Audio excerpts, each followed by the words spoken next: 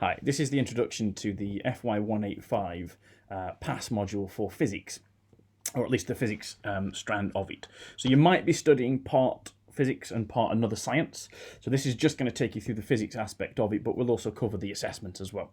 If you are studying chemistry, GG, or life sciences, you will also be studying those subjects as part of your PASS module. So make sure, firstly, that both physics and your other subject appear on your timetable. And that you know what you've got to do for both subjects, because you are expected to attend all the sessions for both of them. If you are only studying physics as your only science, or let's say you're doing physics and something which isn't another one of those sciences, so it might be computer science or maths, then those don't have an element of PASS, so you would just be studying the PASS module for physics. But I'll talk you through what that entails in each bit next. So first things first, welcome to the degree. You may or may not have met us by the point you're watching this video, but just in case that you've not, I'm Kieran, and my email address is there on the screen if you need to get in touch with me about anything. And our other tutor is Zach, whose email is also on there. You'll see probably both of us at different points, especially in the PASS module. You'll see us both in the lab, and one of the other of us for some of your tutorials. So the PASS module is a skills module. Basically, it's like the practical part, or at least the lab skills part of the physics module, and it sort of complements what you do in Foundations of Physics, which is your 205 module. Please don't get the two modules mixed up. They're both physics, but this is more about the lab side of things. That doesn't mean it's all practicals and all experiments. It's everything related to doing experiments and research. So, for instance, we're also interested in how you plan experiments, how you go about recording data, safely carrying out experiments, looking at ways to improve accuracy, and then obviously analysing data and calculating the errors. We're also interested in health and safety and professionalism in a lab, so we're getting you ready for that lab environment later in your degree, as well as when you move on to more professional climates. Specifically, we'll be looking at how you set up things like lab diaries and lab reports, and doing research in physics. So a typical week in the life of a physics PASS student would be: you have 5 main sessions. You'll spend about 2 weeks on each of those sessions. So actually each session is broken up into a couple of live 2-hour sessions that you'll have in the lab. What we do in those sessions is we'll either look at practical skills, or be looking at activities, or guide you through some tasks that you can complete.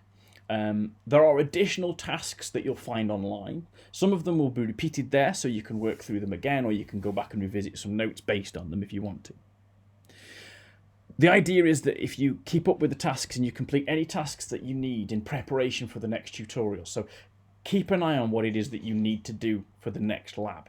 Remember, this runs completely separately to the Foundations module, which is FY205. So where we talk about assessments and portfolios in this module, that doesn't really have anything to do with Foundations. So this does run completely independently. Everybody studies the core materials, which will consist basically of doing 2 experiments over the course of the semesters, and all of the preparation, analysis, and write-up that comes with those 2 experiments. If you are studying a second science, you will do all of those same things in your second science, so either chemistry, GGE, or life sciences. If you are only studying physics, maybe you're single honours, or maybe you're studying another subject like maths, astrophysics, or perhaps something outside of science like computer science, for instance, then you'll only follow the physics strands on the PASS module. For those students, there are some additional materials that you may find useful. Those doing double sciences, 2 sciences combined honours, might also find the additional materials useful, but there's no need for you to study them. You can think of those as a bonus if you end up with time. I'm not going to snigger at that point. You can always come back to them later as well. You'll have access to this module even after you've moved on. Okay, so the main sessions. There is an addition, kind of an additional session at the beginning and the end, but they're not really anything in particular. The 5 main sessions start really in week 2, but hopefully you'll be reading this or watching this in week 1. So that's the induction week. The induction week really is for about health and safety. There's a little bit of information about that and the assessment. There's a little bit of information about the reflections. And you should really be studying the health and safety materials in week 1. It's not a big ask, and there's nothing hugely difficult about them in physics, but they do make up a really important part of the assessment that we'll get to in a minute. In weeks 2 and 3, you'll be looking at session 1, which talks about keeping a lab diary, looking at aims and procedures and how to collect data. Session 2, which is in weeks 4 and 5, you'll actually be conducting the first experiment and beginning to analyse your data. Session 3, in weeks 6 and 7, will be looking more closely at data analysis and error calculation. You'll also be looking at preparing yourself for experiment 2, which is session 4. So in session 4, you'll be doing the experiment, and then as we move into weeks 10 and 11, which is session 5, we'll be helping you to write up that second experiment as a lab report. In week 12, there aren't actually any sessions, but you will be able to get a little bit of help with your lab report in that week.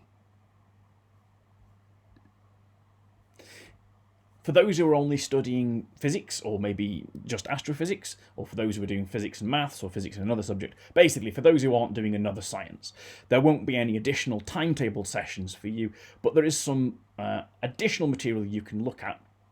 So in weeks 1 and weeks 12, there aren't any additional materials, but for the 5-sessioned fortnight blocks, there are more information on things like advanced graph interpretations, data handling, using a program called LaTeX, which we use for sort of formatting things like lab reports. In the 4th session, you can have a closer look at statistics, which is something everybody really needs a better understanding of. And in the final session, they'll be looking at analysis skills and slightly more advanced practical planning skills across a few different experiments. So all of those will kind of build into what you're doing, and again, could be helpful to people on the core materials to study as well, but it's only for the additional. The additional is only really for those who haven't got a second science. They're the only people who are expected to study that extra material.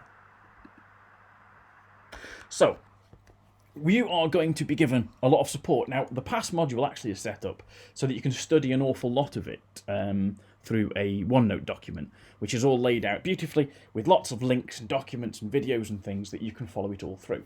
We'll be talking through all of that stuff in the live sessions. And the live sessions, you'll be able to ask questions and get a much more interactive example and a lot more help on how to do things. You'll also have me and Zach looking over your shoulder while you're doing things and pointing at stuff and giving you bits of advice, which is invaluable. But there is a lot of material that will help you with all of that stuff on the OneDrive, on the OneNote document. So, when you get stuck, and this is a normal thing, you are going to get stuck, you're here to learn. So where do you go? Well, the first thing is, of course, attending all of the live classes and then going to all of the notes that support all of those live classes, looking at resources and the videos. That should be your first port of call. You're going to struggle if you don't turn up to the live classes in knowing what it is that you've got to do. The next stage is knowing any equations, concepts, and keywords. If you struggle with things like this, you should be writing them down and keeping a catalogue, and the same goes for 205 as well. Make sure that you know what's coming up. All of the OneDrive document is available to you before you start this module, so you can always look at what the sessions are going to be about and what additional materials you've got available. Ideally, you should have studied them before you come to the live sessions, and that way you're a little bit more prepared for what's going to happen, and you might have some questions that we can give more useful answers to. There's loads of examples available as well. You should be following those through. So for example, there is an entire lab diary written out on a different experiment with notes and videos that explain what happens at every step of the way. So make sure you're using the examples because you can apply that directly to your own work. If you're still stuck, make sure that you go back to the instructions. Make sure that you understand the key words being used. If there's anything you don't, look it up. Make sure, again, if you're doing this in advance of the class, you'll find things a lot easier. It's always helpful to work with other students. Whilst the assessments have to be your own work, there's absolutely nothing that says you can't work as a group to get help when you're getting stuck on things. As long as anything you hand in as an assessment at the end is your own work and isn't really taken from anybody else, there's no reason why you can't get help from somebody. There's an awful lot of hint sheets and additional little documents and things that you can look at as well. So again, make sure you're familiar with what's there. It looks like there's a lot of documents and a lot of information. It can be a bit daunting, but it's all just there for you to slowly work through and for you to then dip back into and get help with stuff. Some of it you won't necessarily need to watch because perhaps it's a video of something that was explained in a live session. But when you get stuck later, you will find that really helpful to come back to. You can also access other things as well. So if there's, for example, bits of material you're not sure about how to do, if our own videos and support documents don't help, there's lots of other places you can go for additional help. Remember, you're studying at level 3, which is essentially A-level, although there's a lot of differences between what A-level do and the way that we do it, because we're trying to prepare you for the first year of a degree. But a lot of A-level resources are very helpful. So dig out any old A-level revision guides or textbooks. You can go to things like revisions websites. Even stuff like Khan Academy can be helpful to explain certain concepts and ideas if you're struggling. And there's a whole host of stuff on YouTube that you can go to look up. With lab skills, that can be a little bit more difficult, but make sure you start with the instruction sheets and the notes, and they do guide you through everything you need to know. And don't forget, if you're still stuck at this point, you can ask a question. You can stick it in the online forum, whack it onto Teams, post a question in the Teams group, and somebody, one of the other students might be able to come and help you as well. And of course, we will be able to post answers. Posting questions publicly is a really good way of doing this because the answer that we give you might be also useful to somebody else. So it's always worth just checking the notice board and seeing what previous help has been given out. Come to the sessions with the problems. Okay, there are no stupid questions in physics. We can't, to all tutorials, not just for this, but for 205 as well, expecting you to ask questions. Don't sit there not knowing something and not asking about it, otherwise you're just wasting your time. So come prepared to ask. That's what these contact times are for. We will do some teaching, especially in the lab sessions, but a lot of that time is you going to be getting on with things. And if you're not asking for help when you're getting stuck, then you're not going to proceed. If you don't ask for help, you don't get better. It's as simple as that. So get into the habit of asking when you need it. Okay, so we are here to help you. The best place to get help is by attending the live sessions. If you're sat at home and you're not sure what to do, that's not going to solve itself. You need to be in and you need to be attending regularly in all of the live sessions and following everything through from the beginning. Do not put anything off thinking that you'll sort it out later or you'll sort it out at the end. That's what an awful lot of students say. And almost 100% of students who have that idea or that attitude do not progress onto their degrees. Sort out the problems as you go. Never, ever, ever put anything off until tomorrow that you can sort out today. Sort it out tomorrow because sort it out today because tomorrow's session will be building on what you've just learned. So now you can't do today's stuff and you won't be able to do tomorrow's stuff either. Do not sit on things.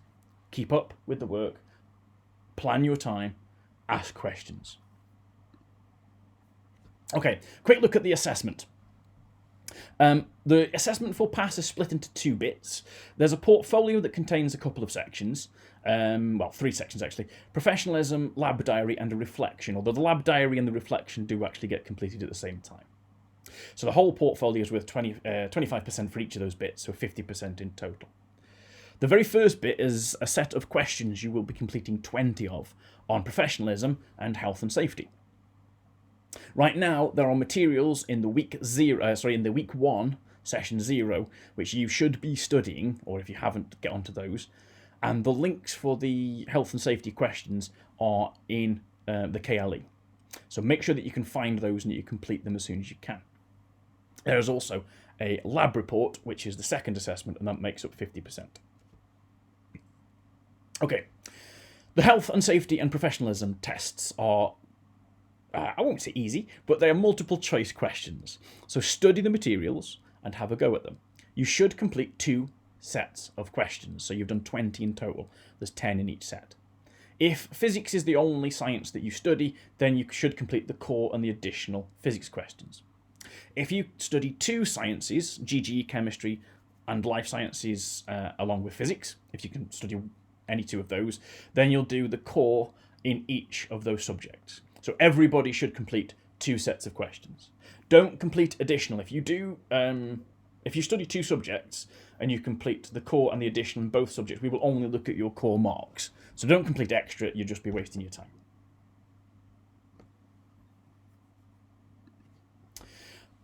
The reflection, now this is a small number of marks, but it's a really easy little task to do, and it is worth actually quite a nice little chunk. It's only 5% of the total, but that's not a bad amount to make the difference between passing and failing a module. The idea is that you complete the experiment 1 and then you complete a reflection on the lab diary or the lab proformas that you've completed as part of that experiment 1. Do make it useful, all right? The whole point of this module is to look at skills and reflect on them. So you're going to be reflecting on the skills, something that you found difficult. You don't have to write a huge amount for it. And there's a little bit more guidance, if you look for it, on what you can put in to your reflection and the sort of things you can write about. And that comes as part of the 20% part of the assessment, which is the lab diary. Now, everybody does an experiment 1, and if you're studying 2 sciences, you will do 2 experiment 1s. You'll do 1 in physics and 1 in your other subject. I'll tell you in a minute how you know which one of those 2 things to submit, but you only submit 1 of them for assessment. Even if you're not submitting the physics one, there's still an opportunity for you to look at it and do a little bit of feedback and try and analyse what you need to improve. So for physics, if you are submitting that as your assessment, it's a handwritten lab diary and you submit scans of your pages. So you create the lab diary, you do everything by hand, graphs, tables, all of it is hand produced, and then you scan that in and you submit the scannings as a PDF. We'll show you exactly what that entails, and you'll be given loads of examples of what your lab diary should be. That's what the live past sessions are all about for the first few weeks or leading up to this assessment. The lab report is 50%, so this is the second assessment, and it's a formally written lab report, and it's based again on experiment 2, so it's the second experiment. Again, you'll be given loads of guidance, and we'll tell you exactly how to do this and what it entails, but it incorporates everything you learned in completing the first assessment on how to write a lab diary. If you can write a good lab diary, you've got the fundamentals for writing a good lab report. So again, everything in this module builds on things that you've already learned. So that's why it's really important that you keep up with those skills as you work through them. Again, for those of you studying 2 sciences, you will complete 2 lab reports. Or at least, depending on exactly what you're doing, if it's GG, it's not quite a lab report, but there's a scientific report getting written either way. You'll complete one in both of your subjects if you're studying 2 sciences. And again, I'll tell you in a second which of those you actually end up submitting, and there'll be an option to get some feedback and do an analysis on what you've written, even if you don't submit it for an assessment. So, which of the 2 subjects, if you're studying 2 subjects, should you be submitting on each assessment? So the first thing is, if you look at the first column, which you are studying. So chemistry, GG, life sciences, and of course you're doing physics. If you're studying single science, then obviously you just write up the physics 1 and the physics 2 experiments. If you were doing, let's say, physics and chemistry, or in the way that the table's written, chemistry and physics, you'll do physics experiment 1 and chemistry experiment 2. If you're doing GGE and physics, you'd do GGE experiment 1 and physics experiment 2. And if you're doing life sciences, you'd do life sciences experiment 1 and physics experiment 2. Now, just to be clear, you will do 4 experiments in total, but they are the ones you actually hand in for an assessment. You will not be able to hand in both. If you try and hand in the wrong one, you then won't be able to hand in the correct one, and you do risk losing a load of marks, so make sure you hand in the right thing at the right time. If you're not sure, ask, and ask in plenty of time for the deadline. Do not leave anything until the last minute, because if you get something wrong, it's very often too late to fix it, and extensions and things like that are out of our hands as tutors. So don't come to us and ask if it's okay if something is a little bit late. It is beyond our control to say yes or no to that stuff. It is up to you to get things in, and if you miss a deadline, your marks will be forfeit for it. So make sure that you know what you've got to do, and if you're not sure, you ask in plenty of time. Okay, so the experiments for physics will be completed in the 2nd and 4th sessions, which are sort of weeks 4 and 5 and weeks 8 and 9. There's also a practice experiment that you can do at home, and that's the one that's used as an example write-up. So you can actually have a go at an experiment. It's done very simply with stuff you can do around the house, and you can have a little go at writing one up as a practice, and you could compare it to the notes that we've done, or at the very least you can follow through the notes, the lab diary, and the videos that explain it every step of the way, and use that as an example to help you collect, process, and write up your own data. Likewise, for the lab report, there are a couple of examples that you can have a look at. I think one for this semester, and we'll show you a second one in the next semester, where you'll be doing the same kind of things again. So all of these skills you'll be assessed on now, but you'll be assessed on them again in the second semester as part of the Advancing Physics module. So it's really important to get a good grasp of the basics here, because you'll be assessed a little bit more stringently on them in the next semester. So, how to survive the PASS module. It's a little bit about planning, and that's a steep learning curve for everybody, but make sure that you plan ahead, you know when your next session is going to be, that you've had a little look at what's coming up in advance so you don't walk into the room with no idea what to expect, and maybe come prepared. If you know you've got an experiment that you're going to be doing in that session, make sure you've downloaded the brief and that you've already had a look at what it is that you've got to do. Get the health and safety assessments out of the way now. That is a week 1 task. It's a session 0 task, and it's not something we're going to be looking at in any of our live sessions. In actual fact, we will expect you to have studied the health and safety materials before you walk into the lab the first time. So why not get the quizzes out of the way? And you might already have 20% of your module under your belt before you've even really started studying it in any amount of detail, and even turned up for your first live session. That's 20% would be halfway towards you passing this module. Make sure that you keep up with the independent online materials, especially if you've got additional materials you need to study.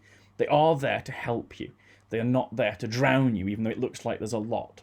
They're useful, hopefully, and should help you every step of the way with what you've got to do by providing you examples that you can apply to your own work. So finally, all that remains to say is good luck. Welcome to Keele and welcome to the course. We hope you enjoy it, and we hope you enjoy the foundations of physics as well. Don't forget that if you're not sure or you've got any problems, just get in touch and ask. We're quite used to students being a bit uncertain. This is very new for everybody who turns up, so please don't be afraid to ask questions. Whether it's about what am I doing, what have I got to do, or what do I do with this, or something that feels like it's silly, I guarantee you that it isn't. Just ask. We'd rather that you ask what you think is a silly question at the beginning of week 2, rather than come to us in week 6, having no idea what's been going on for half of the semester, and then you've got a much, much bigger problem to solve. So ask, and ask early. We're looking forward to working with you all. I'm looking forward to seeing you all in the first lab. And yeah, make sure that you've got everything on your timetable that you should have. Don't expect the problems to fix themselves. If something's missing, make sure you contact FY admin and let them know. So you should have FY 205, and you should have a physics PASS module on your timetable. If you're studying other subjects, make sure you've got the foundations for those as well, and you should have PASS on your timetable for your second subject as well, if you have a second subject. So if not, get that sorted as soon as possible. And we'll see you for the first session.